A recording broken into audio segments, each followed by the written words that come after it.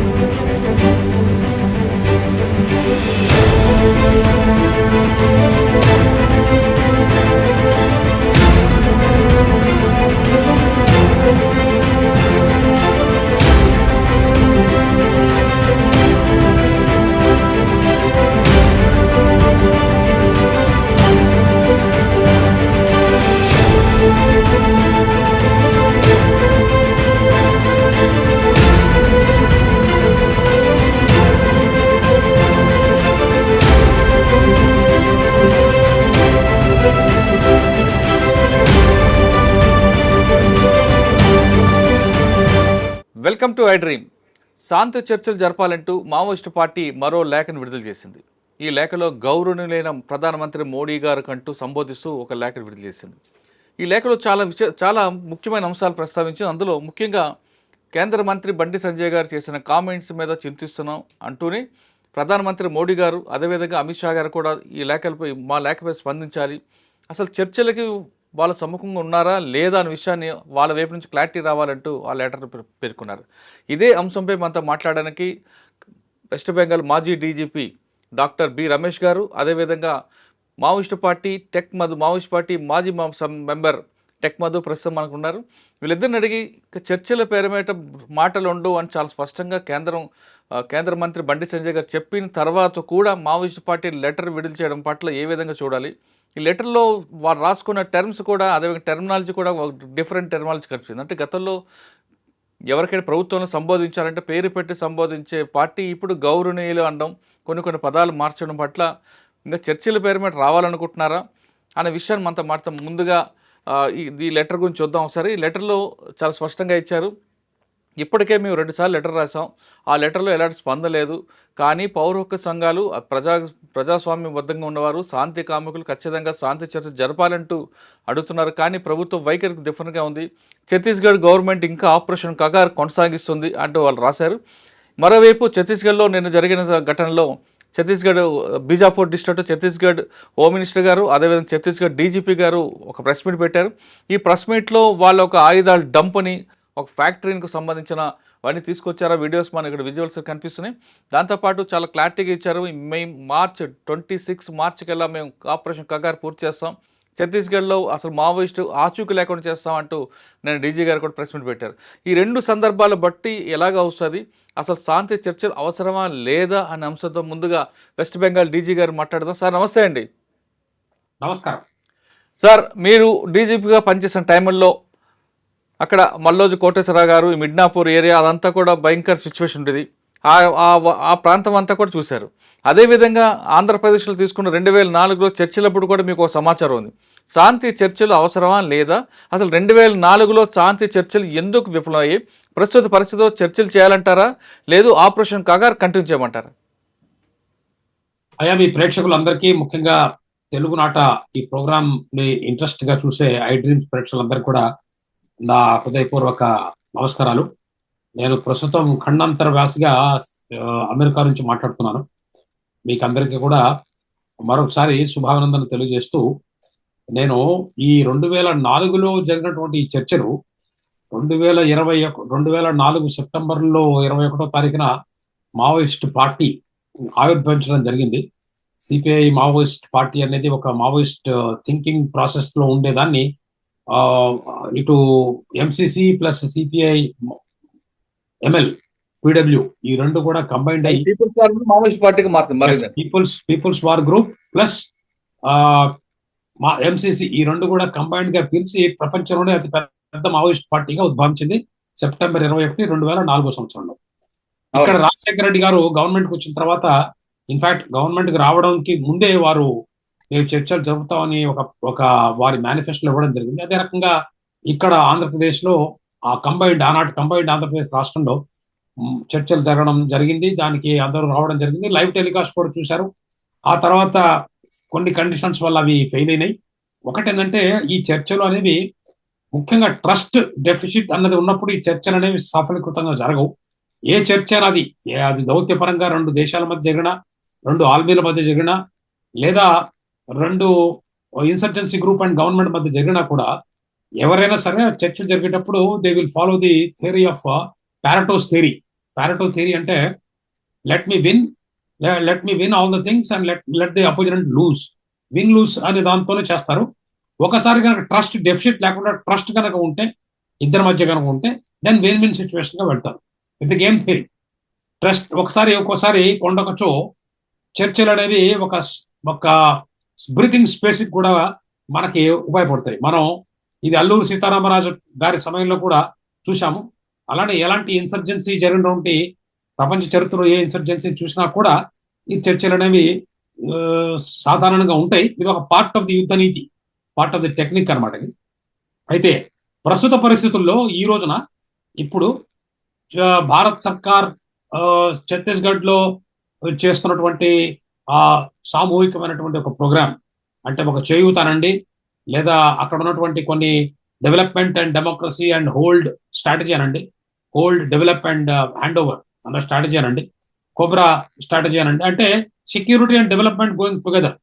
ఆ ఉద్దేశంతో మిగతా మావోయిస్ట్ ఒకనొక రోజున దేశంలో ఉన్నటువంటి 1/3 ప్రాంతం 2008 వరకు కూడా, మేము పనిచేసిన రోజులు 2008లో నేను ఆంధ్రప్రదేశ్కి వచ్చినప్పుడు సిపిఐ అంటే యాంటీ మావోయిస్ట్ కమాండర్ గా నేను వచ్చిన రోజుల్లో కూడా 1/3 ఎల్డబ్ల్యూ కాంతరం ఉండేది. ఎల్డబ్ల్యూ అని అంటుంది. 3 ఫేజెస్ ఉండేవి దేశంలో ఇంటర్నల్ సెక్యూరిటీకి. ఒకటి కాశ్మీరు, ఒకటి లెఫ్ట్ వింగ్ ఎక్స్ట్రీమిజం, ఒకటేమో నార్త్ ఈస్ట్. ఇప్పుడు లెఫ్ట్ వింగ్ ఎక్స్ట్రీమిజం గత 2008 నుంచి 17 సంవత్సరాల్లో చాలా వరకు మీరు స్టాటిస్టిక్స్ కనుక చూస్తే లెఫ్ట్ వింగ్ ఎక్స్ట్రీమిస్ట్ వైలెన్స్ అనేది చాలా వరకు తగ్గిపోయింది. Number of police people getting martyred. మీరు తగ్గింది అంటున్నారు, కానీ నిన్న ఇచ్చిన లెటర్లో మేము ఇంకా 16 రాష్ట్రాల్లో బలంగా ఉన్నామని వాళ్ళు చెప్తున్నారు. కానీ సెంట్రల్ గవర్నమెంట్ మాత్రం కేవలం 6 రాష్ట్రాలకే మావోయిస్ట్ పార్టీ పరిమితం చెప్తుంది. నేను వస్తున్నాను దాని దగ్గర. ఒక రోజున 221 జిల్లాల్లో, అంటే 1/3 of the districts, 1/3 of India, Bharat Maoist ప్రాబల్యం ఉండేది. వాళ్ళకుండే థియరీ ప్రకారం వాళ్ళకి తెలుసు, నేను ఆ థియరీని క్షుణ్ణంగా చదివిన వ్యక్తిగా చెప్తున్నాను మీకు. వాళ్ళ థియరీలో ఏంటంటే సోషల్ ఇంజనీరింగ్ థియరీ అది. 50% పూరా ఏరియా డామినేషన్ కానంత వరకు కూడా అండర్ గ్రౌండ్ లో పనిచేస్తూ చర్చలు అది ఇది అని చెప్పేసి, ఒకసారి కనుక చేస్తే డామినేషన్ చేస్తే ఆ గొరిల్లా వార్ఫేర్ దాన్ని లిబరేషన్ వార్ఫేర్ గా మారుస్తారు. First guerrilla warfare, then liberation warfare, then the concept of PPW, protracted people's war. ఆ పీపుల్స్ వార్ తర్వాత అల్టిమేట్ గా లిబరేషన్ వార్. ఇది వాళ్ళకున్న ఫేజెస్ అవి మావో సేటుంగ్ గారు చైనాలో వారు రెవల్యూషన్ చేసినప్పుడు రాసిన లిటిల్ రెడ్ బుక్ లో కానివ్వండి, మావో సిద్ధాంతాల్లో ఉన్నటువంటి సిద్ధాంతాల బుక్స్ లో కూడా ఇవన్నీ ఉన్నాయి, మనకి కొత్తగా ఏమి కాదు. ఆ సిద్ధాంతాల ప్రకారంగా చర్చలు అనేవి ఒక పార్ట్ ఆఫ్ ఇది. ఎందుకంటే మావో సేటుంగ్ గారు చెప్పారు ఒక మాట, వారు ఏమన్నారంటే power flows from the barrel of the gun, but the gun should never control the party should control the gun. ఎప్పుడు పార్టీ కంట్రోల్ చేయాలి, ఎప్పుడు గన్ కంట్రోల్ చేయాలనేది మావోయిస్ట్ కేంద్ర లీడర్షిప్ ఉంటుంది కదా, పొలిట్ బ్యూరో అనండి, లేదా సెంట్రల్ మిలిటరీ కమిషన్ అనండి, వాళ్ళు డిసైడ్ చేసే స్ట్రాటజీని పెట్టి ఉంటుంది. క్లెయిమ్స్ చేసుకోవచ్చు అండి, మనది ప్రజాస్వామిక దేశం. కొన్ని రాష్ట్రాల్లో సిపిఐ మావోయిస్ట్ పార్టీని బ్యాన్ చేశారు, కొన్ని రాష్ట్రాల్లో బ్యాన్ చేయలేదు. మన దేశం ప్రజాస్వామిక దేశం. మన వామపంక్తి రాజకీయాలు మన దేశంలో ఎప్పటి నుంచో ఉన్నాయి. దాదాపు 100 సంవత్సరాల నుంచి మన భారతదేశంలో 1920s లోనే కమ్యూనిస్ట్ పార్టీ ఏర్పడింది.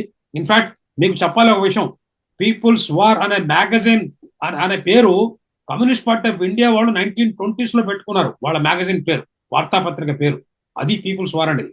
ఆ తర్వాత కొండపల్లి సీతారామయ్య గారు వీళ్ళందరూ వచ్చి వీళ్ళ లీడర్షిప్ పెట్టుకొని చేసుకున్నారు. కాబట్టి ఇప్పుడు మీరు అడిగిన ఈ మౌలిక ప్రశ్నకి నేను సమాధానం చెప్పేది ఏంటంటే, భారత్ సర్కార్ ఆల్రెడీ ఒక పాలసీ డాక్యుమెంట్ ఉందండి. నక్సలైట్ అండ్ మావోయిస్ట్ ఎల్జెబ్డ్యూ డివిజన్ అనేది హోమ్ మినిస్ట్రీలో మేము పనిచేసేటప్పుడే మేము కొంతమంది మాలాంటి వ్యక్తులు చెప్పినందువల్ల ఒక డెస్క్ అనేది ఏర్పాటు చేయడం జరిగింది. ఒక జాయింట్ సెక్రటరీ నేతృత్వంలో జరుగుతున్నది. దానివల్ల భారత్ సర్కార్ కంప్లీట్ గా ఈ వీటి మీద సమగ్రమైనటువంటి అవగాహన ఉన్నది. ప్రతి ఇయర్ కూడా డీజీపీస్, ఇంటెలిజెన్స్ చీఫ్ కాన్ఫరెన్స్ జరుగుతాయి. ప్రతి సబ్సిడీ ఇంటెలిజెన్స్ బ్యూరో SIB అనేది ప్రతి స్టేట్ లో కూడా ఉన్నది. అందుకని ప్రతి ఇంటెలిజెన్స్ రిపోర్ట్ ఇప్పుడు ఏ రకంగా మావోయిస్ట్ పార్టీలకి వాళ్ళ ఇంటెలిజెన్స్ నెట్వర్క్ ఉందో గవర్నమెంట్ ఆఫ్ ఇండియా కూడా అదే రకమైన ఇంటెలిజెన్స్ నెట్వర్క్ ఉంది. దానివల్ల వాళ్ళ గవర్నమెంట్ ఆఫ్ ఇండియా ఆల్రెడీ ఒక పాలసీ ఇష్యూ చేసింది, సరెండర్ పాలసీ, రిహాబిలిటేషన్ పాలసీ. అదే పెద్ద నెగోసియేషన్. ఈ రోజున చాలా మంది మావోయిస్టులు వారు సరెండర్ అవుతున్నారు. ఇప్పుడు ముఖ్యంగా మన కో ప్యానలిస్ట్ టెక్ మధు గారు, వారు శ్రీనివాస్ రెడ్డి, తోట సూర్యనారాయణ అనుకుంటాను మరి పేరు, వారు కూడా సరెండర్ అయిన వ్యక్తే 2007లో అనుకుంటాను. ఈ రకంగా వారు కూడా వచ్చేటప్పుడు వచ్చిన పాలసీస్ ఉన్నాయి. చాలా మంది నేను చాలా ఎక్కువ సరెండర్ అయిన మావోయిస్ట్ తోటి చాలా మంది తోటి నేను ప్రాక్టికల్ గా ఇంటర్వ్యూలు కూడా చేయడం జరిగింది నేను ఈ PhD చేసే టైంలో. అందుకని నాకు తెలిసినంత ఒకటి లిటిల్ నాలెడ్జ్ తోటి నేను చెప్పేది ఏంటంటే, ఈ రోజున మావోయిస్టు పార్టీ సిద్ధాంతాల్ని నమ్మేవారు ఎవరి సిద్ధాంతాల నమ్మకాలు వాళ్ళకు ఉంటాయి. అందరినీ గౌరవిస్తూనే నేను వారికి అందరికి చేసే అప్పీల్ ఏంటంటే, దేశం కొంచెం క్లిష్ట పరిస్థితుల్లో ఉన్నది. దేశం కనుక బాగుంటే దేశంలో ఉండే అన్ని రాజకీయ వర్గాలు బాగుంటాయి. అందుకని ఒక రాజకీయ పక్షం మరొక రాజకీయ పక్షం తోటి నువ్వా నేనా అన కాకుండా, మనం నువ్వా నేనా అనకంటే కూడా నువ్వు నేను అని ముందుకు వెళ్ళగలిగితే, ఈ రోజున మన ముఖ్య ఎనిమీస్ ఉన్నటువంటి బయట ఉన్న శత్రువులు ఉన్నారు, అంతర్గత శత్రువులు ఉన్నారు. వీళ్ళ అంతర్గత శత్రువులతో కూడా మనం చేసేసి అందరం కూడా ఒక నమ్మకమైనటువంటి ఒక ట్రస్ట్ డెఫిసిట్ లేకుండా గవర్నమెంట్ మీద నమ్మకం ఉంచి ఈ సరెండర్ పాలసీస్ ని అడాప్ట్ చేసి మళ్ళీ జనశ్రవంతిలోకి రండి, ఎమ్మెల్యేలు కాండి, మినిస్ట్రీలు ఎస్టాబ్లిష్ చేయండి. ఒక CPI మార్క్సిస్ట్ గవర్నమెంట్ కేరళలో ఉంది, మొన్నటిదాకా త్రిపురలో ఉన్నారు, అంతకుముందు వెస్ట్ బెంగాల్లో దాదాపు 34 సంవత్సరాలు పరిపాలించారు. మావోయిస్టు పార్టీలు కాంటి లేదా వామపంథీ పార్టీ CPI ML వాళ్ళు ఈ రోజున మిస్టర్ దీపాంకర్ భట్టాచార్జీ వాళ్ళు కాంగ్రెస్ పార్టీతో కూడా ఒక కూటమిలో ఉన్నారు బీహార్లో. సో నేను చెప్పేది ఏంటంటే, ప్రజాస్వామిక గవర్నమెంట్లో వీళ్ళు రావచ్చు, వీళ్ళు మూల స్రోతులు రండి, అదే మనం ఆహ్వానం చేస్తున్నాం. ఒక ప్రజాస్వామిక వ్యక్తిగా, ఒక దేశభక్తుడిగా, అందరినీ గౌరవించే వ్యక్తిగా, మావోయిస్ట్ సిద్ధాంతాలను నమ్మే చాలా మంది మావోయిస్ట్ సిద్ధాంతాలను వాళ్ళ యొక్క ఆ సిద్ధాంతాలలోనే నైతికత్వాన్ని రెస్పెక్ట్ చేసి వచ్చిన మహావీరులు ఎంతో మంది ఉన్నారు, నేను కాదంటలేదు. వారు అందరినీ కూడా నేను చేసేది అంతే, వాళ్ళు రండి, లోపలికి రండి, మీరు మెయిన్ స్ట్రీమ్లోకి రండి. మెయిన్ స్ట్రీమ్ లో ఉన్నటువంటి కొన్ని పాశవికమైనటువంటి కొన్ని సిస్టమ్స్ ని మీరు క్లియర్ చేయండి. మీరు జంగిల్స్ లో ఉండి అట్లా ఇట్లా చేస్తున్నారు, అది చేసే కంటే కూడా జంగిల్ కంటే కూడా జల్ జమీ జంగల్ అనే సిద్ధాంతం, ఈ జల్ అండ్ జమీన్ లో కూడా చాలా అక్రమాలు ఉన్నాయి. జంగిల్లోనే కాదు, వాటి మీద కూడా మీరు కాన్సన్ట్రేట్ చేసి మీరు రండి, మీరు మెయిన్ స్ట్రీమ్ లో రావాలని చెప్పేసి మీకు ఆహ్వానిస్తున్నా. అలానే సెంట్రల్ గవర్నమెంట్ అనేది అయ్యా మీకు ఒకటి చెప్తా దలుచుకున్నా, ముఖ్యంగా ఏంటంటే వాళ్ళకి బయటికి రమ్మని మీరు కోరుతున్నారు. లేదు, నేను అదే కాదు, నేను కోరడం ఒక్కటే కదండి, మీరు మరొక రియాలిటీ కూడా చెప్తున్నారు మేడం. అయితే ఒక్క నిమిషం, power flows from the barrel of the gun అంటున్నారు మీరు.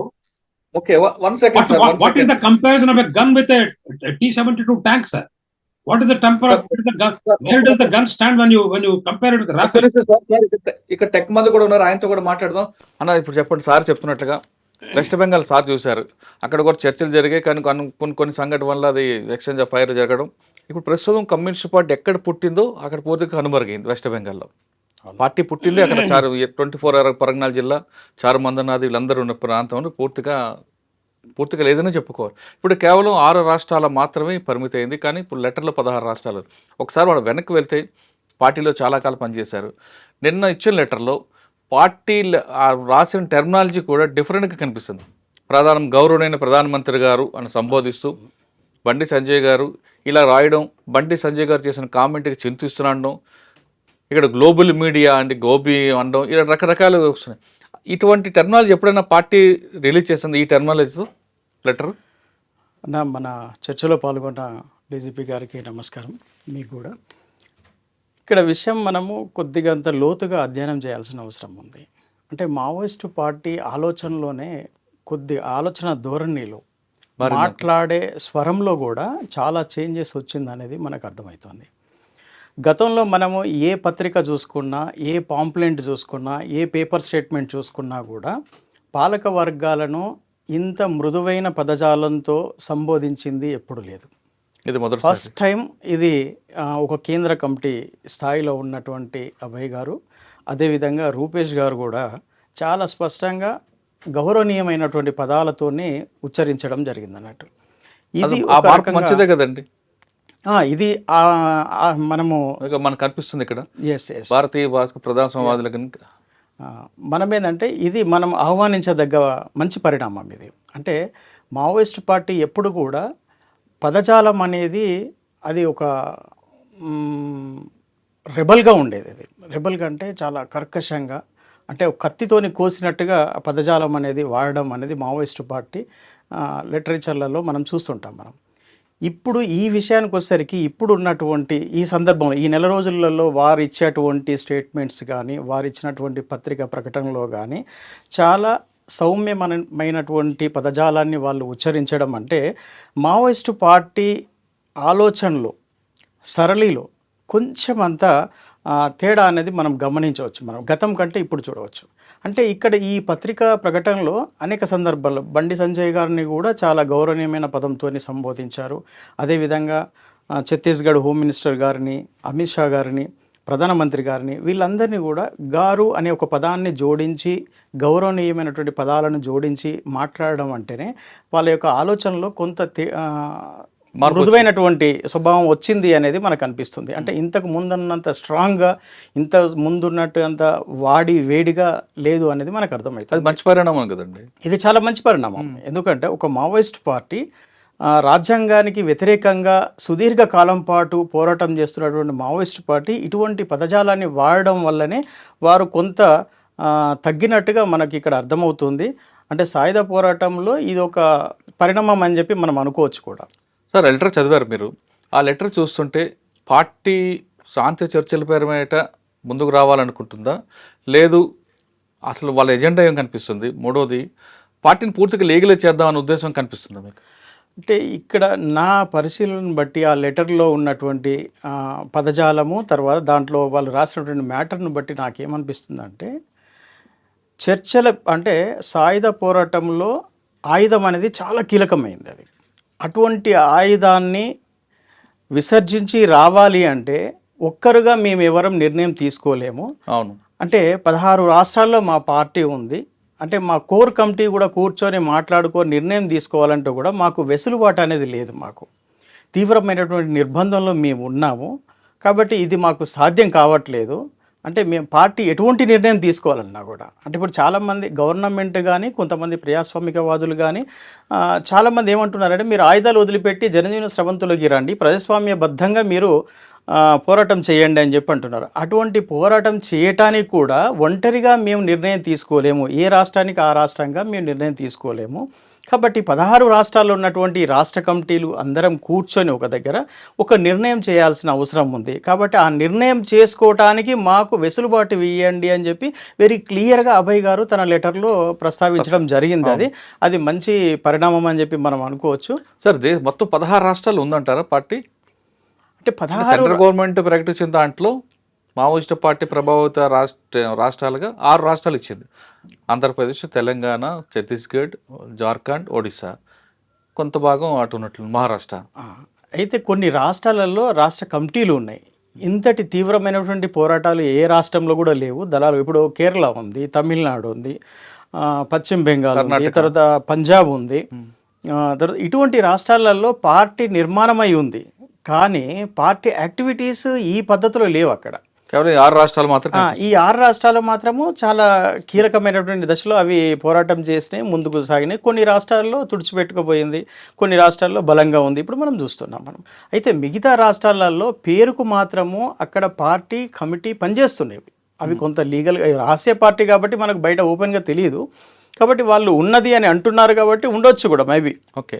కానీ రేపు అది అవకాశంగా వాళ్ళు తీసుకొని, అంటే మేము కలిసి మాట్లాడుకోవటానికి మాకు కంపల్సరీ ఒక అవకాశం అనేది కావాలి. మాకు అమిత్ షా గారు ఈ విషయంలో ఆలోచిస్తే మంచిదని మేము భావిస్తున్నాము అని చెప్పేసి చాలా సౌమ్యంగా మాట్లాడడం జరిగింది. కాకుండా చర్చలు పేరిట మాట్లాడడానికి ప్రధానమంత్రి మోడీ గారు వైఖరి కూడా చెప్పండి అంటూ కూడా రాశారు. అంటే ఇక్కడ ఏంటంటే మాది నేషనల్ పార్టీ కాబట్టి నేషనల్ గవర్నమెంటే మాకు చర్చలకు ఆహ్వానిస్తే మాకు గౌరవంగా ఉంటుంది అనే విషయాన్ని వాళ్ళు చెప్పకనే చెప్తున్నారు. అది అయితే ఇక్కడ సాయుధ పోరాటాన్ని విరమిస్తాము అనే వర్డ్ వాళ్ళు ఎక్కడ వాడలేదు వాళ్ళు. కానీ కాల్పులకి అటువంటి- విరమించాము, కాల్పులకి విరమణ ప్రకటించారు కదా 6 నెలలోని. ప్రకటించారు కానీ అది హత్యలు అన్నిటి జరుగుతూనే ఉన్నాయి. రీసెంట్లీ కూడా ఒక 4 ఇన్ఫార్మర్లను ఛత్తీస్గఢ్లో చంపడం జరిగింది. అదే కాకుండా ఛత్తీస్గఢ్ దగ్గర తెలంగాణ రాష్ట్రం గ్రేహౌండ్స్ కానిస్టేబుల్ 3 చనిపోయారు. 3 చనిపోయారు. అంటే కాల్పుల విరమణ అనేది వాళ్ళు ప్రకటించినప్పటికీ కూడా అన్ని రాష్ట్రాలలో అది అమలు అనేది జరగట్లేదు. అయితే ఒకటేందంటే వాళ్ళు పత్రికా ప్రకటనలకు పరిమితమవుతున్నారా, రియల్గానే ఆత్మరక్షణ కోసం కాల్పులు జరుపుతున్నారా అనేది మనము కొద్దిగా చర్చించుకోవాల్సినటువంటి అవసరం ఉంది. అయితే ఏది ఏమైనప్పటికీ కూడా ఇప్పుడున్నటువంటి పరిస్థితులలో మావోయిస్టు పార్టీ భారత పాలక వర్గాలతోని కూర్చొని ఒక సమझौता చేసుకోవటానికి ఒక మంచి వాతావరణం కావాలని మాత్రం వాళ్ళు మనస్ఫూర్తిగా కోరుకుంటున్నట్టుగా మనకు అర్థమవుతుంది. ఓకే. ఈ విషయం మన బ్యూరోక్రాట్స్ కానీ లేకుంటే మన ప్రభుత్వంలో ఉన్నటువంటి పార్టీలు కానీ, అంటే వివిధ ప్రజాస్వామిక పద్ధతిలో పనిచేసే పార్టీలు కానీ, ప్రధానమంత్రి గారు కానీ, హోంమంత్రి గారు కానీ ఒకసారి వాళ్ళని పిలిచి మాట్లాడడం వల్ల మంచి పరిణామం ఏదైనా బయటకు వస్తుందేమో అని చెప్పి ఆశగా ఉంది అది. ఓకే. పిలిచి మాట్లాడడం అనక శాంతి చర్చలు అంటున్నారు. అంటే 45 సంవత్సరాలు దండకార్యంలో పార్టీ ఏం చేసింది, ఎలాంటి డెవలప్మెంట్ చేసింది, దాని మీద కూడా చర్చించాలంటారా? కేవలం తుపాకీ విడిచిపెట్టి మాట్లాడంగా పరిమితం అనుకుంటారు. ఇక్కడ చర్చ అంటే ఒకే విషయం మీద కాదు. కానీ ఎజెండా వాళ్ళు పెట్టలేదు కదా ఇంతవరకు. ఎజెండా పెట్టకపోవడం అనేది రాజకీయం అది. ఎందుకంటే మావోయిస్ట్ పార్టీ కూడా ఒక రాజకీయ పార్టీ. అంత తొందరగా తన అభిప్రాయాన్ని ప్రజల ముందు ఓపెన్గా చెప్పదు. ఎందుకంటే దీంట్లో అనేకమైనటువంటి అంశాలు ఇమిడి ఉంటాయి దీంట్లో. ఎందుకంటే సాయుధ పోరాటం చేస్తూ అనేక మంది సాయుధులుగా ఉన్నారు. ఇప్పుడు వాళ్ళందరినీ కన్విన్స్ చేసుకోవాలి, ప్రజలను కన్విన్స్ చేయాలి. అంటే సాయుధ పోరాటం విరమించాలంటే కూడా చాలా పెద్ద ప్రాసెస్ అది మావోయిస్ట్ పార్టీకి. మనం అనుకున్నంత ఈజీ కాదు అది. ఏదో మనము మీరు నిరాయుధులై రాండి, మీరు ఆయుధాలు పక్కకు పెట్టి రాండి అంటే ఒక పార్టీ మొత్తంగా అలా రావాలంటే అది చాలా ప్రాసెస్ ఉంటుంది. ఆ ప్రాసెస్ అంతా వాళ్ళు పూర్తి చేసుకొని రావాల్సి ఉంటుంది. ఎందుకంటే ఒకరు ఇద్దరు కాదు కదా, ఎంతోమంది దాంట్లో నిర్మాణాలలో ఉన్నారు. తర్వాత ఎంతోమంది ఈ పార్టీలోకి వచ్చి ఆ సిద్ధాంతానికి అంకితంతో పనిచేసి అమరులైనటువంటి వాళ్ళు ఉన్నారు. ప్లస్ వాళ్ళ కుటుంబాలు కూడా వాళ్ళ అభిప్రాయం కూడా తీసుకోవాల్సి ఉంటుంది. చాలా మంది అభిప్రాయం తీసుకోవాల్సి ఉంటుంది. కాబట్టి అంత ఈజీ కాదు అది, ప్రాసెస్ చేయడం అంత ఈజీ కాదు. అయితే దీన్ని మనం కొద్దిగా పరిశీలించాల్సిన అవసరం, ప్రతి విషయాన్ని కూడా క్షుణ్ణంగా పరిశీలించాలి. ఈజీగా కూడా మనం గతంలో కొండపల్లి సీతారామ గారు ఏ విధంగా అయితే లీగలైజ్ చేశారు 1977లో, అదే పందాన్ని ఇప్పుడు ఎత్తుకోపోతున్నారా, లేదు పందా మార్చి ఒక వ్యూహంలో భాగంగా ముందుకు వస్తున్నారా? మావోయిస్ట్ పార్టీ ఎప్పుడు కూడా అనాలోచితంగా ఏ ప్రకటన చేయదు. అది ఇవాళ శాంతి చర్చలు అంటుంది అంటే ఇప్పుడున్నటువంటి నిర్బంధంలో పార్టీని విస్తరించడం సాధ్యం కాదనే ఉద్దేశం నుంచే వాళ్ళు ఇటువంటి శాంతి ప్రస్తావన అనేది తీసుకొస్తున్నారు. మొన్నటి వరకు ఎవరూ మాట్లాడలేదు. గత 6 నెలల నుంచే శాంతి చర్చలు అనే పదం అనేది మనం వింటున్నాము. దానికి కొంతమంది ముందుకు వస్తున్నారు. మంచిదే, శాంతి చర్చలు చేస్తే తప్పేం కాదు. అది ప్రజాస్వామ్యంలో అటువంటి ప్రక్రియ అనేది మనం కొనసాగించాలి కూడా.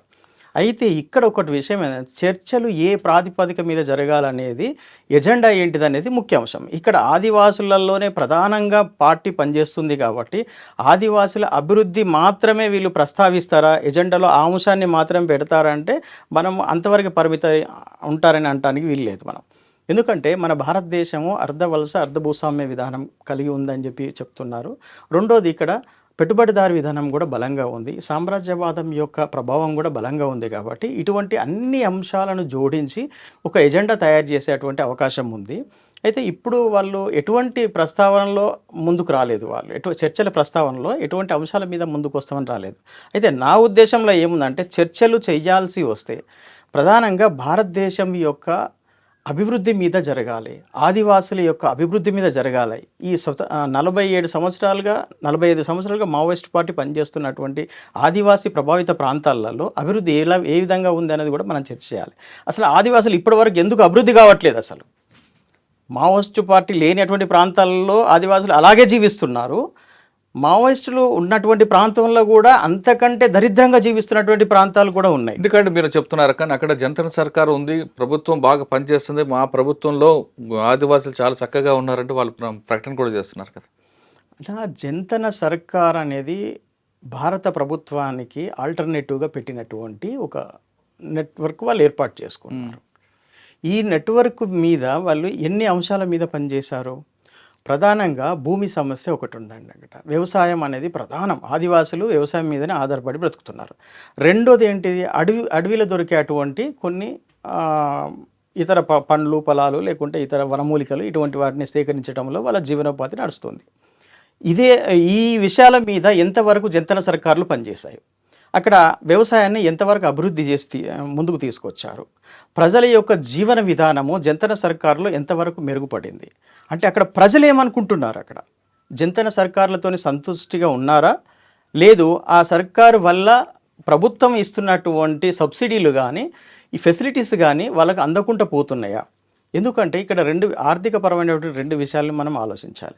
ఒకటి, ఆర్థిక పోరాటాలకు మావోయిస్టు పార్టీ చాలా దూరంగా ఉంటుంది. ఎందుకు?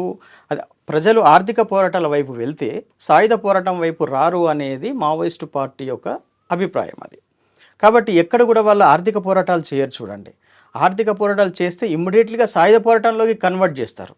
మనము తెలంగాణ ఉద్యమంలో చూసినప్పుడు వాళ్ళు తెలంగాణ ఉద్యమం అనేది ఒక ఆకాంక్ష, దానికోసం కొంత పని చేశారు. కానీ అల్టిమేట్గా వాళ్ళు ఏమైనా స్టేట్మెంట్ ఇచ్చారంటే, తెలంగాణను సాధించినంత మాత్రాన మన బతుకులే మారో, మీరందరూ సాయుధులు అయ్యి తుపాకులు పట్టుకొని సాయుధ పోరాటం చేయాలనే ఒక స్టేట్మెంట్ కూడా ఆ టైంలో జగన్ గారు ఇచ్చారు. అంటే అప్పుడు ఉత్తర తెలంగాణ కార్యదర్శిగా ఉన్న జగన్ లాస్ట్ టైం ఒక స్టేట్మెంట్ ఇచ్చారు వాళ్ళు. అంటే ఎందుకు అంటే అల్టిమేట్గా వాళ్ళు సాయుధ పోరాటానికే వాళ్ళు మొగ్గు చూపమని చెప్తున్నారు. కానీ ఇప్పుడు ఇక్కడ ఉన్నటువంటి ఆదివాసులు జంతన సర్కారులలో ప్రజలందరూ కూడా దాంట్లో నిర్మాణమై ఉన్నారు. అంటే కొన్ని పాకెట్లలో, అన్ని పాకెట్లలో కాదు, ఇంటీరియల్ ప్రాంతంలో అంటే లోతట్టు అడవి ప్రాంతాలలో జంతన సర్కారులలో వాళ్ళు నిర్మాణంలో ఉన్నారు. అక్కడ బాలల సంఘాలు ఉన్నాయి, యువజన సంఘాలు ఉన్నాయి, రైతు సంఘాలు ఉన్నాయి, మహిళా సంఘాలు ఉన్నాయి. ఈ సంఘాలలో ఉన్న వీళ్ళతో పాటు మిలీషియా దళాలు కూడా ఉన్నాయి, అక్కడ గ్రామ రక్షక దళాలు ఉన్నాయి. కాబట్టి ఇవన్నీ నిర్మాణాలు అక్కడ ఉన్నాయి. ఆ నిర్మాణాలు ఉన్నప్పటికీ కూడా ఈరోజు ఆ నిర్మాణాలన్నీ చెల్లాచెదురైపోయినాయి. అంటే మీరు చెప్తున్నది ఒకటే కాకుండా రాజకీయ చైతన్యం తీసుకురావడంలో ఎందుకు పార్టీ వెనకబడింది? అంటే ఇక్కడ రాజకీయ చైతన్యం తీసుకురావాలంటే ప్రజలలో నువ్వు కలిసి తిరగాలి. కలిసి తిరిగేటువంటి వెసులుబాటు మావోయిస్ట్ పార్టీకి లేదు. ఎందుకంటే అది సాయుధంగా ఉంది కాబట్టి. మన రాజ్యాంగము సాయుధంగా ఉండేటువంటి వాళ్ళను నువ్వు ఎంత రాజకీయ పార్టీని ఏవైనా కూడా దాన్ని ఆమోదించదు. ఎందుకంటే ఆయుధం అనేది ప్రభుత్వ యంత్రాంగం అంటే పోలీసు బలగాల దగ్గరనే ఉండాలి తప్ప, మిలిటరీ దగ్గరనే ఉండాలి తప్ప, ఇతర వ్యక్తుల దగ్గర ఉండొద్దు అనేది మన రాజ్యాంగంలో ఉన్న చట్టంలో ఉన్నటువంటి ఆయుధాల గురించి టాపిక్ ఎత్తారు కాబట్టి ఇప్పుడు చూస్తున్న విజువల్స్లో ఒక ఫ్యాక్టరీ దొరికింది అక్కడ. ఇంత ఆయుధాలు ఎక్కడి నుంచి వస్తున్నట్లు వాళ్ళకి? ఇవి అన్నీ కూడా వాళ్ళు తయారు చేసుకున్నాయండి. ఇవి లోపల మిషన్స్, ఇవన్నీ లేత్ మిషన్లు అవన్నీ. ఇప్పుడు మనం దీంట్లో చూస్తే చాలా ఒక 2 లేత్ మిషన్లు, ఒక 2-3 డ్రిల్లింగ్ మిషన్స్, తర్వాత ఇంకొన్ని జనరేటర్స్, ఇవన్నీ కనిపిస్తున్నాయి. అవన్నీ హోమ్ మేడ్ వెపన్స్. అవన్నీ అసలు హోమ్ మేడ్ AK-47 అవి కూడా కనిపిస్తున్నాయి. AK-47 అది ఎన్కౌంటర్లో దొరికినటువంటిది. ఇన్సాస్ ఒకటి, AK-47 ఒకటి, SLR ఒకటి, ఇవి ఉన్నాయి అందులో. అవి 3 కూడా సీజ్, అంటే వీళ్ళు రైడ్లు చేసినప్పుడు సీజ్ చేసినాయి. మిగతా అన్నీ కూడా దాంట్లో వీళ్ళు హోమ్ మేడ్ చూడండి, సొంత తయారీ అవన్నీ కూడా. అంటే ఇవి ఇంకోటి దాంట్లో GBL షెల్స్ ఉన్నాయి అందులో. ఈ GBL షెల్స్, వాటి గన్స్ కూడా ఉన్నాయి చూడండి అవి. అంటే ఇవన్నీ కూడా వాళ్ళు సొంతంగా తయారు చేసుకున్నారు. అది ఎప్పుడో 2-3 ఏళ్ల కింద చేసినటువంటి అవి, ఇప్పుడు కాదు అవి. ఎందుకంటే దాంట్లో వెపన్స్కి ఉన్నటువంటి డంపింగ్, అంటే వాళ్ళు చేసినటువంటి డంపింగ్లో ఆ చిలుము పట్టిన విధానము అవన్నీ చూస్తున్నాయంటే 1 year ఎబో, అంటే మినిమం 2 సంవత్సరాల క్రితం డంప్ చేస్తేనే అవి ఆ విధంగా రస్ట్ అనేది ఉంటుంది. అది రీసెంట్లీగా చేసిన అయితే మాత్రమైతే కాదు అది. అంటే భారీ ఎత్తున దొరకబట్టారు, మంచి రికవరీ చేశారని చెప్పొచ్చు మన బలగాలు. సార్, ఇప్పుడు మధు గారు కూడా ఆయన వెర్షన్ ఏం చెప్తున్నారంటే, చర్చల పేరు మీద రావాల్సిందే, ప్రజాస్వామ్యబద్ధంగా మనం ఉన్నాం కాబట్టి చర్చలు జరపాల్సిందే, కానీ వాళ్ళ ఎజెండా ఏంటో ముందు ప్రకటిస్తే బాగుంటుందని ఆయన చెప్తున్నారు. ఫైనల్ గా మీరేం చెప్తారండి? ఛత్తీస్గఢ్ గవర్నమెంట్ మాత్రం చర్చలు లేవు, ఖచ్చితంగా ఆపరేషన్ కగా స్టార్ట్ అయ్యింది, నెక్స్ట్ ఇయర్ మార్చికి కంప్లీట్ గా మేము వాషౌట్ చేస్తామని గవర్నమెంట్ చెప్తుంది. బండి సంజయ్ గారికి చాలా స్పష్టంగా చెప్పారు, మాటలు లేవు, ముచ్చట్లు ఇంకా వారే అని చెప్పారు. దీని మీద మీరేమంటారు? విషయం ఏంటంటే, ఇప్పుడు భారత ప్రభుత్వం ఒక్కసారి అనౌన్స్ చేసిన తర్వాత నేనైనా, మీరైనా, మధు గారైనా అందరూ దాన్ని తల ఒగ్గి తీరాలి. ఎందుకంటే మన ప్రభుత్వం అది, భారత ప్రభుత్వం. అదేమో మనమేమి వేరే దేశపు సిటిజన్లకు కాదు కదా. భారత ప్రభుత్వం ఒక మాట అందంటే మనం అందరం మన ప్రభుత్వం అది ఒకటి. కానీ 2 వైపులు సార్, ఇప్పుడు తర్వాత సార్ ఇటువైపు మావోయిస్టులు, అటువైపు పోలీసుల మధ్య ఆదివాసులు నలిగిపోతున్నారు, ఆదివాసులు చనిపోతున్నారు కదండి. అయ్యా, ఒక్క విషయం మాత్రం చాలా క్లియర్ ఏంటంటే, దేశం యొక్క రక్షణ చేయాల్సినటువంటి బాధ్యత ప్రజల ద్వారా ఎన్నుకోబడినటువంటి ప్రభుత్వం యొక్క ప్రాథమిక కర్తవ్యం. ఈ రోజున మీరు చూస్తే, నేను మరొకసారి ఇంతకు ముందు కూడా చెప్పున్నాను, మరొకసారి చెప్తాను. నా రీసెర్చ్ లో నేను కనుక్కున్నది, ఒక హోమ్ మినిస్టర్ గారు దాన్ని పార్లమెంట్ కూడా మెన్షన్ చేసింది ఏంటంటే 75% of the cadres of the Maoist belong to scheduled caste and scheduled tribes. 75% ఎవరైతే ఎన్కౌంటర్ లో పోలీసు వాళ్ళతో, అలానే 75% of the CRPF people who also go there, or COBRA people, or the Chhattisgarh people etcetera, they also belong to the same community. కాబట్టి ఈ పోరాటం అనే పేరుతోటి బలైపోతున్నటువంటి అటు పోలీసులో ఉన్నటువంటి అమాయకమైన పోలీసులు కానీ, లేదా ఇటు ఆదివాసీ వీళ్ళ కాడర్స్ కానీ, వీళ్ళందరూ కూడా ఏంటంటే ఒకే సామాజిక అనున్నత సామాజిక వర్గానికి చెందిన వారు. కాబట్టి వారిని అందరినీ కూడా మళ్ళీ మెయిన్ స్ట్రీమ్ తీసుకురావాల్సిన బాధ్యత ప్రభుత్వాలకు ఉన్నది, ప్రజలకు కూడా ఉంది, సమాజానికి కూడా ఉంది. కాకపోతే విషయం ఏంటంటే, ఈ దేశంలో ఉన్న ఆదివాసీ అందరికి కూడా, మన ఆదివాసీ భాయిలందరికీ కూడా, మన సహోదరులకు అందరికి కూడా మనం వారికి ఒక కల్చరల్ ఐటానమీ, కల్చరల్ స్వతంత్రం ఇచ్చాం. వారి ఆస్తులు మరొకరు కొనడానికి లేదు. మనకి ఆ రూల్స్ అనేవి ప్రతి నార్త్ ఈస్ట్ లో ఉన్నాయి, కొత్తగూడెం ఫారెస్ట్ లో ఉన్నాయి, అలానే విశాఖపట్నం ఏరియాలో ఉన్నాయి. అన్ని చోట్ల కూడా అది ఉంది. లేకపోతే ఈ రోజున డబ్బున్న ప్రతి ఓడి వెళ్ళేసి అక్కడ చాలా చౌక 5 పైసలకి 10 పైసలకి ఎకరాలు కొని కొట్టి 100 ఎకరాలకి వాళ్ళు భూస్వామి గిరి చేసేవాడు. అలా చేయనివ్వరు, అలాంటి లా లేదు. రెండోది, ఆదివాసీ సమాజంలో చాలా వరకు ఉండే కల్టివేషన్ సిద్ధాంతాలు అవన్నీ కూడా కల్చరల్ గా వాళ్ళకి రిజిస్ట్రేషన్ అనేది వాళ్ళు చేసుకోరు. వాళ్ళకు ఉన్నటువంటి వాళ్ళ సామాజిక పద్ధతిలో చూస్తారు. 18 types of properties are there in Adivasi societies which are basically community properties. No ownership, personal ownership ఉండదు. కాబట్టి ఆదివాసీలకు ఉన్నటువంటి ఆ కల్చరల్ ఐడెంటిటీ, ఆదివాసీ అంటేనే ఆదిమ సామ్యవాచక సమాజం, అది వాళ్ళ దగ్గర నుంచి మనం నేర్చుకోవాల్సింది ఎంతో ఉంది. సో ఆ ఆదివాసీలు ఎలా బతకాలనుకుంటున్నారు, వాళ్ళకి స్వాతంత్రం, ప్రిమిటివ్ ట్రైబల్ గ్రూప్స్ ఉన్నాయి, వాళ్ళ లాంగ్వేజ్ ని ప్రొటెక్ట్ చేయడం, అల్చికి భాషను ఇవ్వడం, ఇలాంటివి ఉన్నాయి. మనకి ఈ రోజున 2 ట్రైబల్ రాష్ట్రాలు మనం ఏర్పాటు చేసుకున్నాం. ఒకటి ఛత్తీస్గఢ్, రెండోది జార్ఖండ్. ఈ రోజున ఒక ట్రైబల్ చీఫ్ మినిస్టర్ ఉన్నారు మనకి, 3 చీఫ్ మినిస్టర్, 4 ఉన్నారు ఇన్ఫాక్ట్ మనకి ట్రైబల్ చీఫ్ మినిస్టర్స్. జార్ఖండ్ కానీ, ఇటు ఒడిస్సా కానీ, అలానే ఇటు ఛత్తీస్గఢ్ కానీ, మరొక రాజ్యంలో కూడా. దాని అర్థం ఏంటంటే, మన ఖుద్ our own president of India is a very respected tribal lady. కాబట్టి వాళ్ళందరూ కూడా నేషనల్ మెయిన్ స్ట్రీమ్కి వస్తున్నారు. వాళ్ళందరూ రావాలి, అందరూ బాగుండాలి. ఈ చర్చలు అనేవి భారత్ సర్కార్ వీళ్ళందరూ కూడా పిలుస్తుంది. వీళ్ళు కూడా వచ్చి ఈ రోజున లీడర్షిప్ లో ఉన్నటువంటి వాళ్ళందరూ కూడా చాలా మంది చాలా ఏజ్ అయిపోతుంది. గణపతి గారు ఎక్కడున్నారో నాకైతే ఐడియా లేదు. అలానే మన సిఎన్సి ప్రెసిడెంట్ వారు ఉండేవారు, బసవరాజ్ గారు, ఆయన 2 ఎంటెక్లు చేశారు వారు. ఇటు ఆంధ్ర యూనివర్సిటీలో చేశారు, ఆర్ఈసి వరంగల్లో కూడా చేశారు. ఆయన సిఎంసి ప్రెసిడెంట్ గా ఉండేవారు, శ్రీకాకుళం సైడ్ వారిది. వారు ఎక్కడున్నారో కూడా నాకు ఐడియా లేదు. కాబట్టి ఈ అరణ్యాల్లో ఉండి పాపం చాలా భయంకరమైనటువంటి ఇది చేసుకునే బదులు ఈసారి వచ్చేసి జనస్రవంతిలో చేరండి. మీకు సామాజికంగా ఒకసారి సరెండర్ అయిన తర్వాత పోలీసు వాళ్ళ ద్వారా మిమ్మల్ని ఎప్పుడు హరాస్ చేశారని నాకైతే తెలియదు. కొంతమంది సరెండర్ అయిన ఇన్ఫార్మర్స్ ని మావోయిస్ట్ పార్టీ వాళ్ళే కొంతమంది ఇన్ఫార్మర్స్ అనే నెపంతో వాళ్ళు ఎలిమినేట్ చేసి ఉండొచ్చు. కానీ సరెండర్ అయిన తర్వాత పోలీస్ డిపార్ట్మెంట్ వాళ్ళని ఫాల్స్ ఎన్కౌంటర్ చేస్తున్నారు. నా వరకు ఇన్ఫర్మేషన్ లేదు. ఈ రోజున మంచి సరెండర్ పాలసీస్ కూడా ప్రభుత్వం చేసింది అందరికీ కూడా. అందుకని ఇంకొకటి విషయం చెప్తున్నానండి, సాయుధ పోరాటం అని మన బ్రదర్స్ అంటుంటారు, మావోయిస్ట్ సిద్ధాంతాలని నమ్మేవాళ్ళు. అందరినీ సహోదరులు పిలుస్తాను కాబట్టి నేను చెప్తున్నా, అయ్యా అసలైనటువంటి ఆయుధం మనిషి మెదడండి. ఒక చిన్న రాయితో చంపొచ్చు సార్. నిన్న ఉగ్రవాదులు వచ్చేసి ఏం పెద్ద వాళ్ళేమి ట్యాంకులు తీసుకొచ్చారా, 28 మందిని 23 రోజుల్లో లేపారా సార్ అక్కడ పహల్గాంలో. ఏం ఆయుధాలండి, చిన్న చాకు జాలు. మన హైదరాబాద్ లోనే ఒక మహానుభావుడు అంటాడు, 15 నిమిషాలు పోలీసు వాళ్ళు కళ్ళు మూసుకోండి మేము మొత్తం వచ్చేస్తామని. ఈ విషయం ఏంటంటే, వాయిలెన్స్ కి మన భారత రాజ్యాంగ రాజకీయంలో డైరెక్ట్ పాత్ర లేదు. అందుకని గుండాలు బద్మాసులు లేరంటారా, హైదరాబాద్ లో ఉన్నారు. మొన్న ముర్షిదాబాద్ లో చేసి చూపించారు. పాపం ఏమాత్రం ఇది లేని దుర్గా ప్రతిమలు చేసుకుని ఇద్దరిని చంపి 24-34 కత్తిపోట్లు పొడిచి వాళ్ళని చంపేశారు. ఇప్పుడు వేట కొడవళ్ళు ఉన్నాయి, ఆ ఆయుధాలు అంటారా? ఇంట్లో మా అమ్మ కూరగాయలు దొరుకుతుంటే కత్తిపీట, దాని ఆయుధం అంటారా? సో మన దేశంలో ఉన్నటువంటి ప్రతి యువతికి, ప్రతి యువకుడికి కూడా ఒక కత్తి కొడవలు ఇస్తే ఎన్ని మావోయిస్ట్ పార్టీలు ఎంతమందిని చేస్తాయి? మీరు AK-47 తీసుకొచ్చి కాలుస్తారు. ఖచ్చితంగా బయట ఒక విషయం మీకు చెప్పాలి ఇప్పుడు, ఎందుకంటే నిర్భయంగా చెప్పాల్సిన సమయం వచ్చింది కాబట్టి చెప్తున్నా.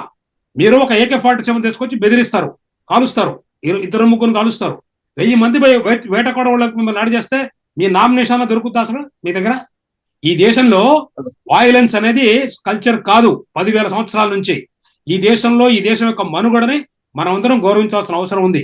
మనం చాలా వాళ్ళని ఇష్టం వచ్చినట్టు మాట్లాడడం, ఈ రాముడు ఉన్నాడా చూపించు, ప్రతిరోజు సూర్యుడు వస్తున్నాడు, ఏం చూపించమంటావు నీకు? సూర్యుని రాముడు అనే దేశం నాది, సూర్యుని రాముడు అనే దేశం నాది. నువ్వు ప్రూఫ్ అడితే ఎక్కడి నుంచి తీసుకొచ్చే స్వామి నీకు నేను ప్రూఫ్?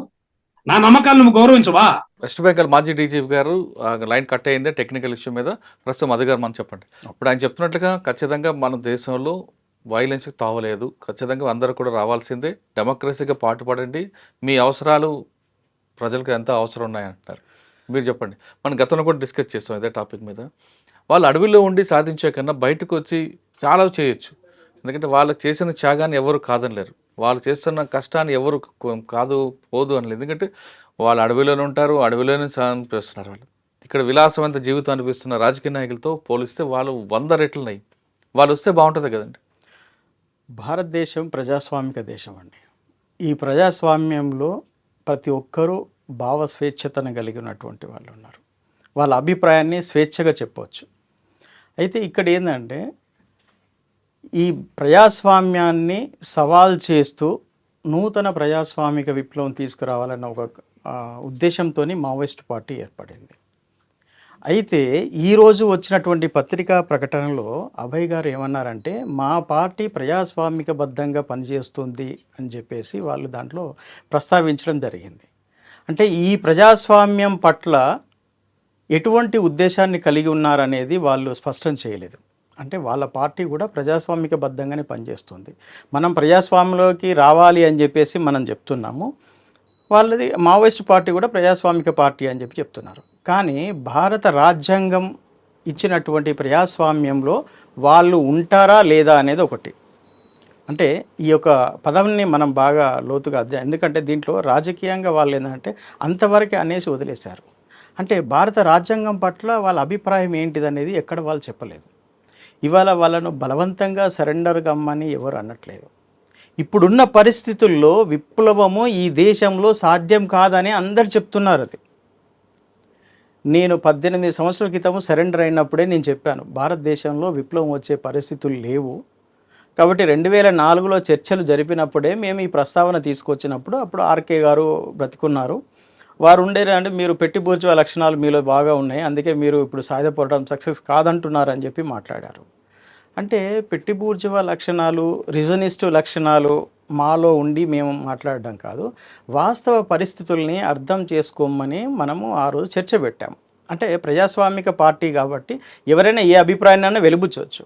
అప్పుడు మేము కొద్దిగా మమ్మల్ని కార్నర్ చేసి మాట్లాడడము, మా అభిప్రాయాలని మేము పక్కకు పెట్టుకోవడం జరిగింది. అది అయితే 20 సంవత్సరాల తర్వాత అదే ప్రజాస్వామిక పద్ధతిలో మేము చర్చలు జరపండి, మాతోని మేము చర్చిస్తాము, మీరు ఆయుధాలు వదిలిపెట్టి రమ్మంటున్నారు కాబట్టి మేము ఒక్కరిగా మేము నిర్ణయం తీసుకోలేము, 16 రాష్ట్రాల్లో మా పార్టీ ఉంది కాబట్టి అందరం కూర్చొని మాట్లాడుకోవటానికి మీరు మాకు ఒక ఫ్రీ అంటే పీస్ టైం మాకు ఇవ్వండి, మాకు ఇవ్వండి అని చెప్పి వాళ్ళు అడుగుతున్నారు.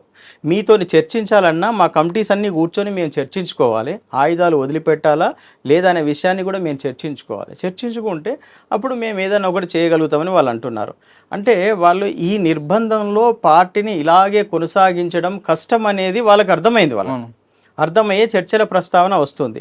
ఒకవేళ మీ అభిప్రాయాన్ని స్పష్టం చేయమని అడుగుతున్నారు వాళ్ళు, మీరు చర్చలకు సిద్ధమా కాదా, లేదంటే మా ఎత్తుగడలు మాకుంటాయి అనే విషయాన్ని దాంట్లో చెప్పగానే చెప్తున్నారు వెరీ క్లియర్గా. ఫస్ట్ లైన్లోనే మీరు సిద్ధంగా ఉన్నారా లేదా అనేది కూడా వాళ్ళు గవర్నమెంట్ను నొక్కానిస్తున్నట్టుగా మనకు అనిపిస్తుంది.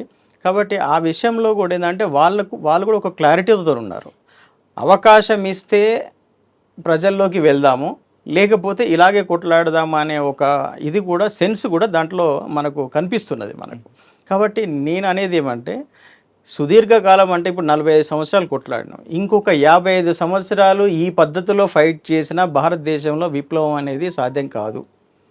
ఇవాళ ఎటువంటి సాయుధ పోరాటం లేకుంటేనే అనేకమైనటువంటి చట్టాలను మనం తీసుకొచ్చి ప్రజలకు దానివల్ల కొంత ఉపయోగం జరుగుతుంది.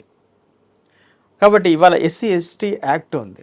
ఇవాళ ఆ యాక్ట్ వచ్చిన తర్వాత ఎస్సీలను ఎవరైనా ఒక మాట అనగలిగే ధైర్యం చేస్తున్నారా? లేదు. నిర్భయ చట్టం ఒకటి వచ్చింది. అది వచ్చిన తర్వాత అమ్మాయిలకు ఎంత రక్షణ వచ్చింది. అవును. తర్వాత అనేక విషయాలు ఇటువంటి చట్టాలు ఉన్నాయి. ఆదివాసీలకు కూడా 170 యాక్ట్ చట్టం ఉంది. ఆదివాసుల హక్కుల చట్టాలు ఉన్నాయి. కొన్ని చోట్ల ఖచ్చితంగా ఇంప్లిమెంట్ అవుతున్నాయి, కొన్ని చోట్ల అవ్వట్లేదు కూడా. అవ్వలేనప్పుడు మనం ప్రజాస్వామిక పద్ధతుల్లో మనం ఫైట్ చేసి సాధించుకోవాల్సిన అవసరం ఉంది. ఇవాళ ఆదివాసులకు వ్యవసాయం కావాలి, విద్య కావాలి, వైద్యం కావాలి, రవాణా సౌకర్యం కావాలి. ఈ 4 విషయాలలో ప్రజాస్వామిక పద్ధతుల్లో ఎందుకు మనం ఫైట్ చేయలేకపోతున్నాము? అంటే వాళ్ళు చెప్తున్న వెర్షన్లో ఛత్తీస్గఢ్ రాష్ట్రంలో చాలా విలువైన ఖనిజాలు ఉన్నాయి, అవి పెట్టుబడిదారు దోచుకోవడానికే ప్రభుత్వం ఈ విధంగా చేస్తుందని వాళ్ళ ఆరోపణ. సార్, భారతదేశంలో అనేక ప్రాంతాలలో ఖనిజాలు ఉన్నాయండి. ఓన్లీ ఛత్తీస్గఢ్లోనే కాదు. జార్ఖండ్లో 1910లోనే అప్పుడున్నటువంటి బ్రిటిష్ ప్రభుత్వము ఐరన్ వెలికి తీయడం మొదలుపెట్టింది. ఇప్పుడు జంషెడ్పూర్ ఏరియాలో ఫస్ట్ టైం మన ఇండియాలో ఐరన్ ఫస్ట్ బయటికి తీసింది అక్కడే. టాటా స్టీల్స్ ఉన్నాయి కదా. దాని తర్వాత బయలడీలా ఇవన్నీ తీసుకుంటూ వచ్చారు. అట్లాంటి ఒరిస్సాలో కూడా తీస్తున్నారు. మావోయిస్టులు లేని ప్రాంతాల్లో కూడా బయటికి తీస్తున్నారు కదా. ఓబులపురం మైనింగ్స్ అక్కడ ఏమున్నాయండి? అక్కడ కూడా ఐరన్ ఉంది కదా. అక్కడ మావోయిస్ట్ పార్టీ ఏం లేదు అక్కడ. ఇక్కడ కూడా మన అడవి ప్రాంతంలో, దండకారణ్య అడవి ప్రాంతంలో అపారమైన నిక్షేపాలు ఉన్నాయి అనేది వాస్తవమే. అంతకు మించి కూడా మంచి వ్యవసాయ భూములు కూడా ఉన్నాయి అక్కడ. అక్కడ రైతులు ఇప్పటికి కూడా ఆదిమ మానవుల్లాగా జీవిస్తున్నారు. వాళ్ళకు వ్యవసాయం నేర్పించాలి. వాళ్ళకు ఈ సొసైటీలో వాళ్ళను భాగం చేయాలి. ఈ విషయం మీద ఎందుకు మనం చర్చ చేయకూడదు? మనం ఈ విషయం కూడా ప్రభుత్వం కూడా సీరియస్గా ఆలోచించాలి. అక్కడ వ్యవసాయాన్ని అభివృద్ధి చేయాలి. ఆర్గానిక్ వ్యవసాయము దండకారణ్యంలో చేస్తే అద్భుతమైనటువంటి ఫలితాలు వస్తాయి. ఎందుకంటే అక్కడ వాళ్ళకి ఇప్పటివరకు ఫెర్టిలైజర్ ఫెసిలిటీ అంటే తెలియదు వాళ్ళకు. ఆ ప్రాంతాన్ని అంతా ఒక జోన్గా ప్రకటించేసి ఒక ప్లాన్ ప్రకారంగా దాన్ని అగ్రికల్చర్ డెవలప్ చేస్తే ఈ ఖనిజాల కంటే ఎక్కువ ఉత్పత్తి అక్కడ మన ఆర్గానిక్ ఉత్పత్తులు తీయొచ్చు మనం. అది ప్రజలకు భోజనాన్ని పెడుతుందండి. మంచి వాళ్ళకు జనజీవనంలోకి ఆదివాసులను తీసుకురావడానికి అదొక మంచి ప్రణాళిక ఉంటుంది. అది ఆ విషయంగా ఎందుకు మనము ఫైట్ చేయకూడదు? ఎవరైనా ఎక్కడైనా ఆదివాసులకు వ్యవసాయానికి ఇది కావాలి, వ్యవసాయం ఇక్కడ డెవలప్ చేయాలి, ఇక్కడ ఒక ఇరిగేషన్ ముందుకు తీసుకురావాలి, ప్రాజెక్టులను ముందుకు తీసుకురావాలని ఎప్పుడైనా ప్రస్తావించారా? అది చేయాలి. ఆదివాసులకు ఇవాళ వాటర్ ఇరిగేషన్ సరైన సౌకర్యాలు లేవు. అక్కడ అపారమైనటువంటి నదులు ఉన్నాయి, అక్కడ అపారమైనటువంటి వాగులు ఉన్నాయి, జల సంపత్తి ఉంది అక్కడ. దాన్ని సక్రమంగా వినియోగించుకోలేకపోతున్నారు. 45 ఏళ్ళ నుంచి ఏం చేస్తున్నట్టు అక్కడ? అంటే ఫైనల్గా మీరు చెప్తారు, ఇప్పుడు పార్టీతో చర్చలు జరపమంటారా లేదా ఆపరేషన్ కగార్ కంటిన్యూ చేయమంటారా? మావోయిస్టులు నాలాగా ఈ దేశం కోసము వాళ్ళ సర్వాన్ని త్యాగం చేయడం కోసం వెళ్ళారండి. నేను కూడా అలాగే వెళ్ళాను.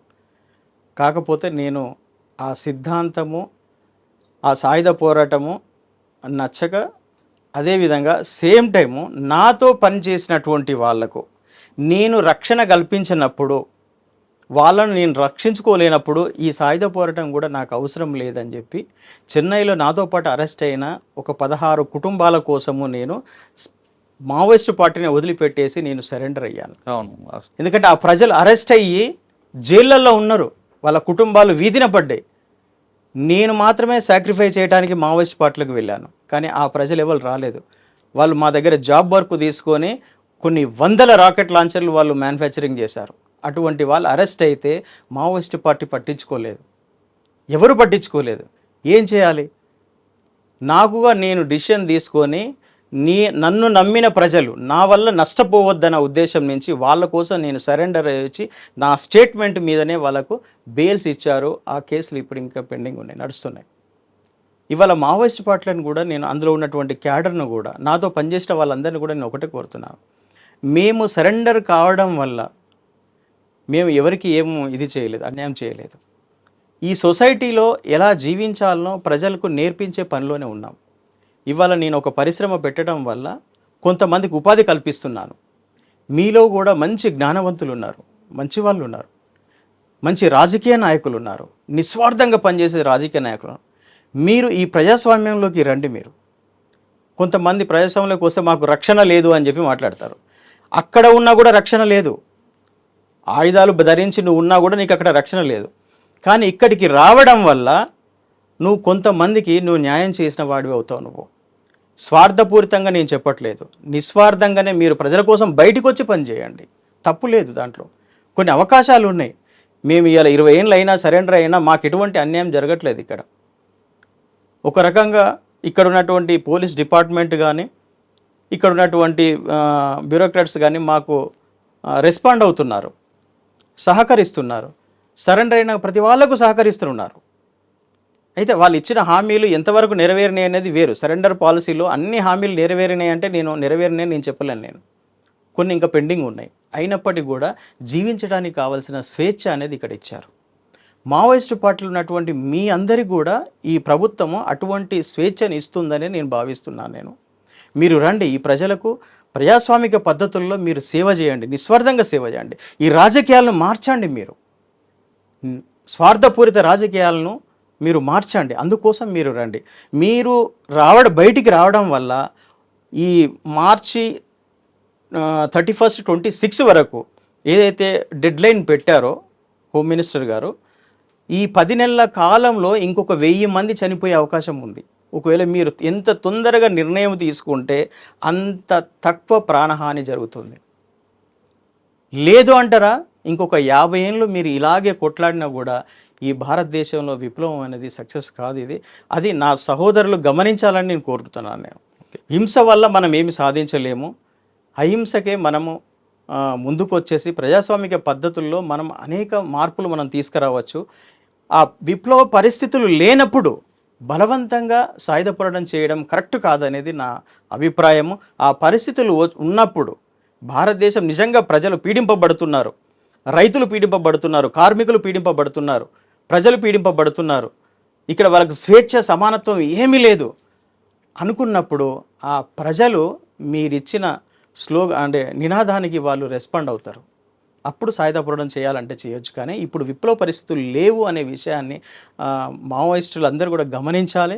ప్రభుత్వం కూడా వారికి ఒక అవకాశాన్ని ఇచ్చి చూస్తే బాగుంటుందేమో అనేది నాకు అనిపిస్తుంది. ఎందుకంటే వాళ్ళు చాలా రిక్వెస్ట్గా అడుగుతున్నారు. వాళ్ళు అంటే గౌరవనీయులైన ప్రధానమంత్రి గారు, హోంమంత్రి గారు, మాకు ఒక అవకాశం ఇవ్వండి, మేము శాంతి చర్చలు చేసిన తర్వాత మా పార్టీ ఒక నిర్ణయం తీసుకుంటుంది అని చెప్పేసి వాళ్ళు ఒక రిక్వెస్ట్ చేస్తున్నప్పుడు భారత ప్రభుత్వం కూడా వాళ్ళకు ఒక అవకాశం ఇచ్చి చూస్తే మంచిదేమో అనేది నా అభిప్రాయం అండి. ఓకే, దీర్ఘకాల యుద్ధం ద్వారా సాధించేది ఏది లేదు అంటున్నారా మధు గారు? ఆయన చెప్తున్నట్లుగా ఖచ్చితంగా మీరందరూ రండి. ప్రస్తుతం ఉన్న పరిస్థితుల్లో మీ అవసరం ప్రజలకు ఎంతో ఉంది. అంతేకాకుండా వచ్చే మార్చి వరకు కానీ మీరు ఉంటే మీతో పాటు మిమ్మల్ని కాపాడే మరికొంతమంది ఆదివాసీల ప్రాణాలు కోల్పోతారు. కాబట్టి వాళ్ళ కోసమైనా మీరు బయటకు రండి అని చెప్తారు. అంతేకాకుండా భారత ప్రభుత్వం కూడా వాళ్ళకు మరొకసారి అవకాశం ఇవ్వండి. చర్చలు అడుగుతున్నారు, చర్చలలో వాళ్ళు ఏమి అడుగుతున్నారు అన్న విషయాన్ని కూడా మాట్లాడితే మన ప్రజాస్వామ్య దేశం కాబట్టి వాళ్ళకి చర్చలు అవకాశం ఇచ్చి వాళ్ళకు కావాల్సింది ఏదో ఒక విషయం తీసుకొస్తే రెండు పక్షాలు కూడా బాగుంటుంది. ముఖ్యంగా రెండు పక్షాల నలిగిపోతున్న ఆదివాసీల కోసమైనా భారత ప్రభుత్వం చర్చలు జరపాల్సిందంటూ టెక్ మధు గారి అభిప్రాయం. ఇది మావోయిస్ట్ పార్టీ చర్చలపై టెక్ మధు గారు, అదేవిధంగా వెస్ట్ బెంగాల్ మాజీ డీజీపీ గారి అభిప్రాయం. వచ్చే వారం మరో విషయంలో మళ్ళీ కలుద్దాం. అంతవరకు నమస్తే అండి. Thank you. నమస్తే. iDreams, this police diaries is something very, very valuable towards that. I must really appreciate Murali, your insights. iDreams founder and CEO చిన్న వాసుదేవ్ రెడ్డి గారితో మురళీధర్ క్రైమ్ స్టోరీస్ చాలా famous అయిపోయినావు.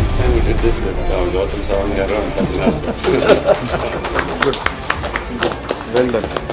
Congratulate him for doing so well. And I congratulate him, his boss also, for doing so well.